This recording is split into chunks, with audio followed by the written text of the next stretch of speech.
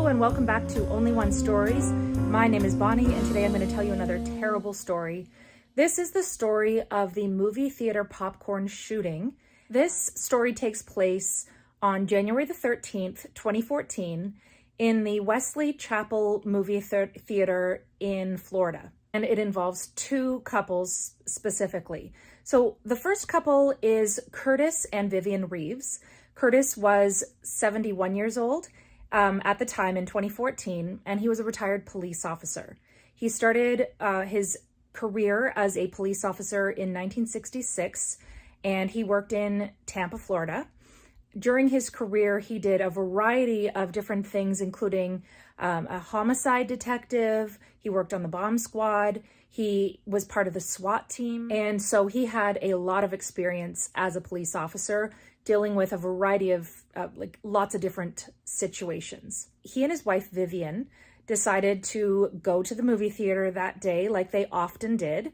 This was earlier in the afternoon at a matinee. And when they chose their seat, they also made sure to have one extra seat in their row next to them because they were expecting their son Matthew to be joining them as well.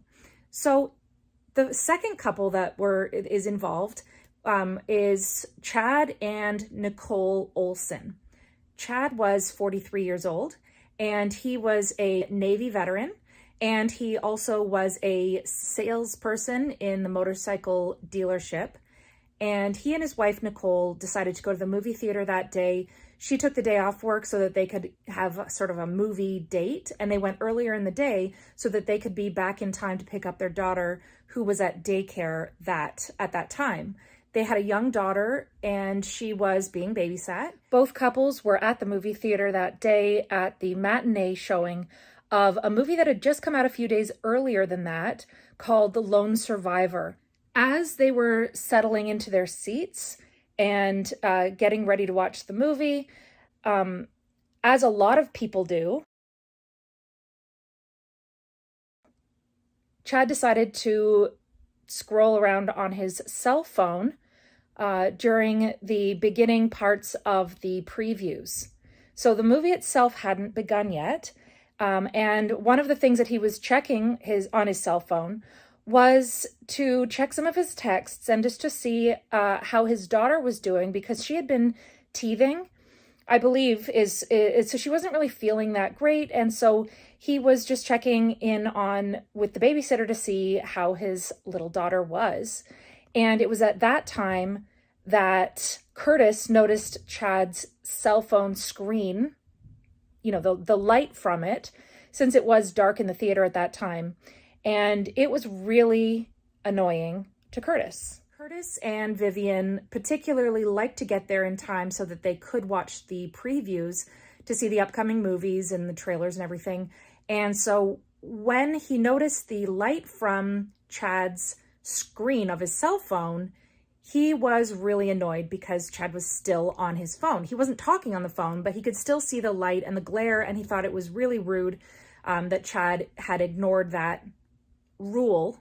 He leaned forward and he decided to tell Chad, you need to put away your cell phone now. And Chad ignored him and he continued to sort of text and scroll on his phone. And Curtis a second time said, if you don't turn off your phone now and put it away, I'm going to go and tell the manager. And apparently he swore and he said, what's your problem? That movie hasn't even started yet.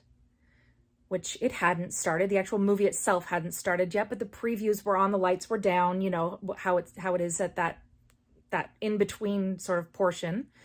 And so when Chad said that, Curtis stood up and he marched into the lobby of the movie theater to find the service desk, and he did report to a manager that he had been shouted at and sworn at by Chad, and that Chad had not put away his cell phone. And the manager apparently did not do anything about it. It's not like he went and he followed Curtis back into the theater, and none of that happened, but Curtis did report it. And then Curtis went back into the movie theater. He came back around and he found his seat again. And as he was sort of passing by Chad, he said something to the effect of, "Oh, I see you put your phone away now that I told on you," kind of a thing. Not those exact words, but he said, "Oh, your phone's away now," because Chad had put away his phone. The fact that Curtis again was talking about his phone and did that really annoyed Chad. And so he stood up and he turned around to face Curtis, who was seated behind him. Now, Nicole, his wife, also stood up at the same time, and she could tell that her husband was angry and was shouting, and, you know, it was kind of escalating a bit. So she put her hand on her husband's chest and was standing next to him.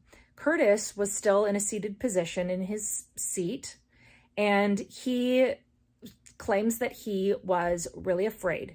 He said that he was scared for his life, and that even in his entire career as a police officer, throughout all of the different things that happened to him during his whole career, he had never seen anybody so angry and full of rage as Chad did at that moment. He said he was like a monster. Chad stood at 6'4" and was over 200 pounds. And Curtis was a 71-year-old retired man who had arthritis and didn't feel like he felt like he couldn't defend himself. He felt trapped in his seat because Curtis was seated and Chad was sort of standing up and facing him, leaning over his seat. So he was afraid for his life. And Chad was yelling and he's saying, like, "What's your problem?" That sort of a thing. So what happened next is somewhat disputed depending on which witnesses you talk to. But Curtis claims that Chad had his cell phone and he either hit him with it or he threw it, and the cell phone hit his glasses and knocked them slightly askew on his face. So he felt some kind of an impact. He assumed it was a cell phone. And then Chad reached over and he grabbed Curtis's bag of popcorn. He leaned over the seat, grabbed Curtis's popcorn, and he tossed it up into the air, and the popcorn went everywhere. Many witnesses say that they saw the popcorn being tossed in the air. And so Curtis, he says 1 second later, it was like a split second, he had his gun in his front pocket, and he pulled out his gun and he shot one shot. The bullet went through Nicole's hand because, again, her hand was on her husband's chest. It actually went through her left ring finger and kind of shattered it, and also went through Chad's hand, and it went through his chest. Chad staggered back several steps and collapsed on the ground. Curtis was still in his chair with his gun, and he put his gun in his lap and he waited. Some people say that he said something like, "I can't believe I just did that," something to that effect. Now, at that time, right before the gunshot went off, remember, Curtis and Vivian were waiting for Matthew, their son, to join them at the theater. He was also a police officer and he was running a little bit late. So he purchased his ticket and went straight into the theater, and he walked in during the previews. As I said, just as the gunshot went off, he heard the gunshot go off. It was hard to see because the lights were low because it was the previews going on. But he could hear some arguing, and he did hear the gunshot go off, and he went over and he found his dad. It was his dad, and I'm sure he was shocked. And he went over and he had seen Chad fall down with, a wound on him. So he actually, Matthew, Curtis's son, went over to help Chad. So there was also an off-duty police officer in the theater who went over to where Curtis was to remove the gun from him and to make sure that he stayed put while police officers arrived. And Curtis was arrested on the spot. Chad was taken to the hospital and he passed away from his injuries. And Nicole had to have surgery to repair her finger, but it still is not fully functioning to this day, and part of it is missing. So Curtis was arrested for second-degree murder because he claimed that he shot out of self-defense. And he was initially denied any bond, out of any bail. So the judge said he was not allowed to, get bonded out of jail to wait for the trial at home. She denied that. And Curtis and his lawyers appealed more than once, and eventually it was overturned. So he was able to remain at home under house arrest with a GPS ankle monitor while he waited for the trial to happen. Before the trial occurred in 2016, Nicole actually filed a civil lawsuit against the movie theater itself, claiming that the manager who Curtis had complained to should have acted more urgently when he had made that complaint and saw Curtis marching back to the movie theater. He should have anticipated that there could have been a conflict and accompanied him back to the theater to sort it out. He shouldn't have let Curtis go back alone. And the lawsuit also they had a no firearm policy at the theater, but it was not enforced in any way. And so Curtis was freely able to bring his gun. He legally had his gun, but he should not have been able to bring it into the theater in his pocket like the way he did.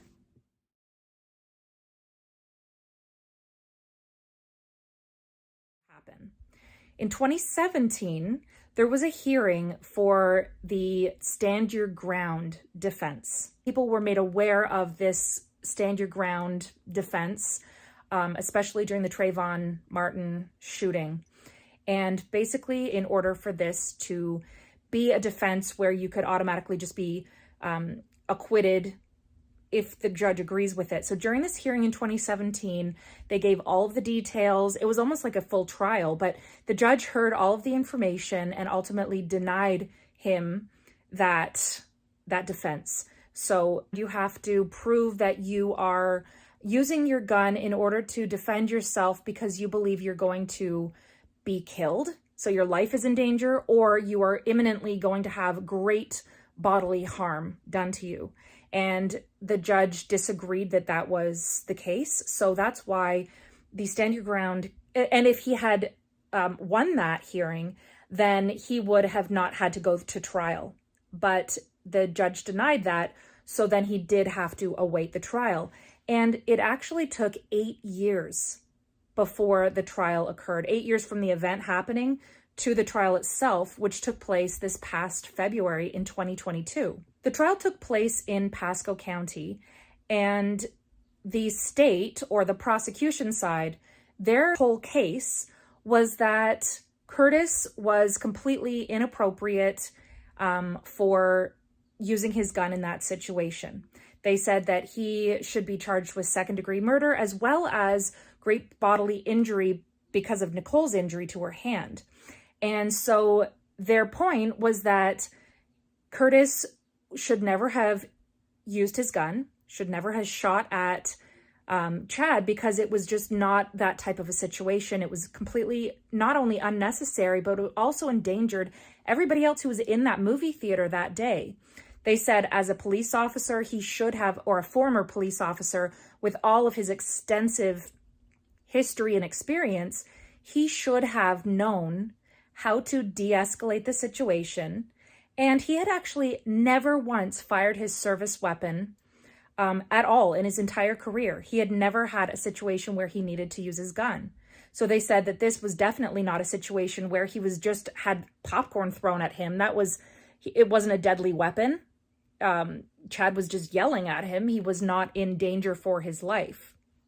Nicole took the stand and, tried to defend, or not defend, but tried to explain what had happened, and said that, yes, she did admit that Chad was yelling obscenities. Chad was angry, but she said that Chad did throw popcorn, but denied that any cell phone was thrown. And also said, many witnesses took the stand as well, and they all said very similar things, that Chad had been yelling and angry and that popcorn was thrown. Nobody saw the cell phone being thrown.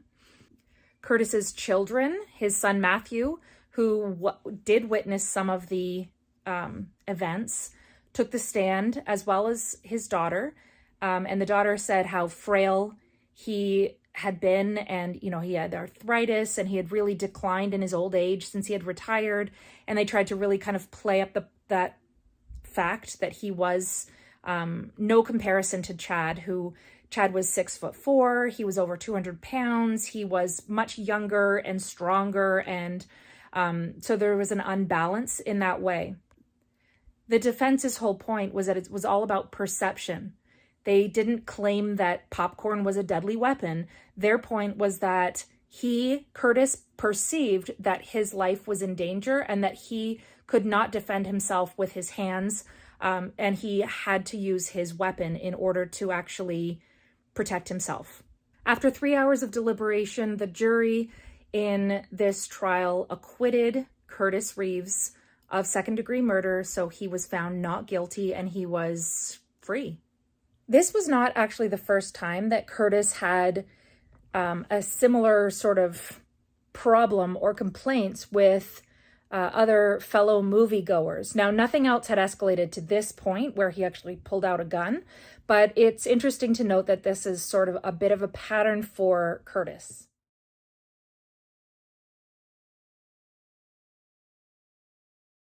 And the couple had been quietly talking during part of the previews, and Curtis turned around and said, "Hey, why don't you shut up," to them. And when the man suggested that maybe Reeves could find a different spot if he had a problem with their talking, he said, "This is my seat," and I said, "Shut up."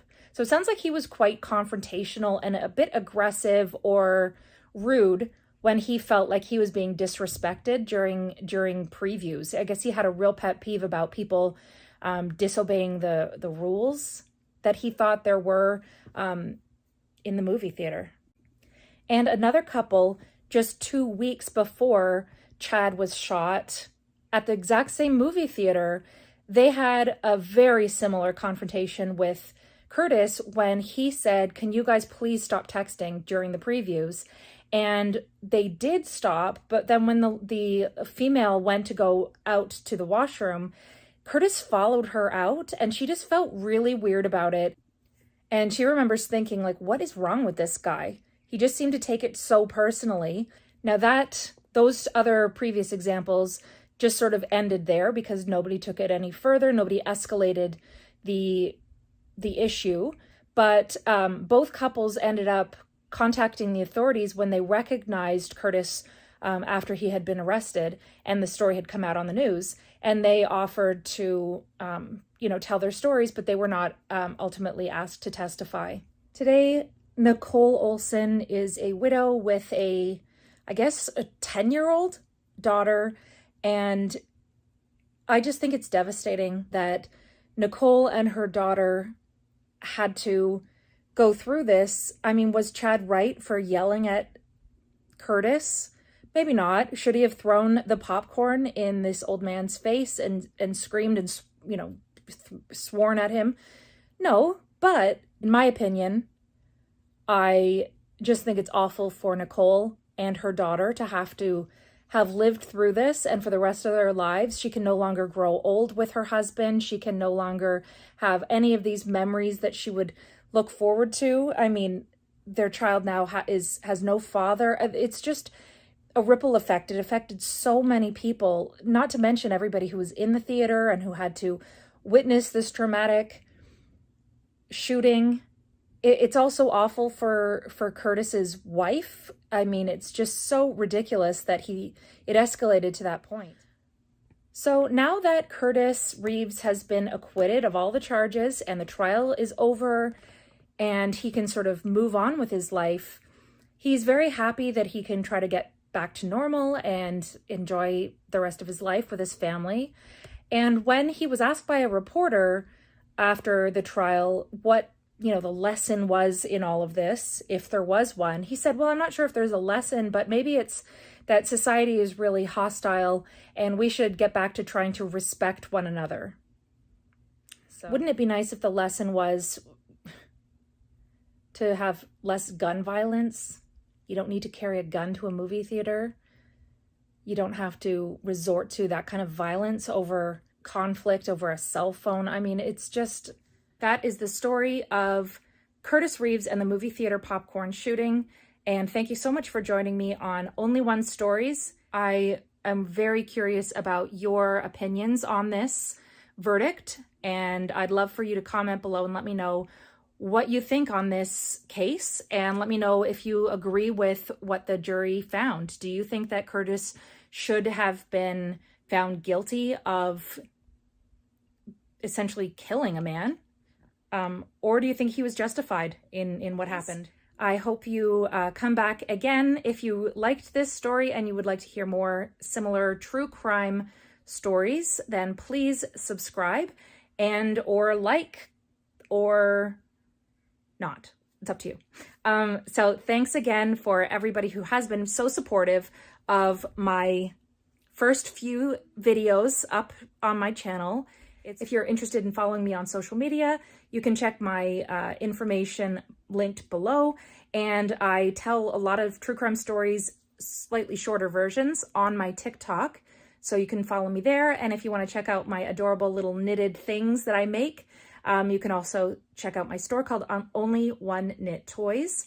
I also have some different t-shirt designs and things on Redbubble. So if you want to, you can check me out there.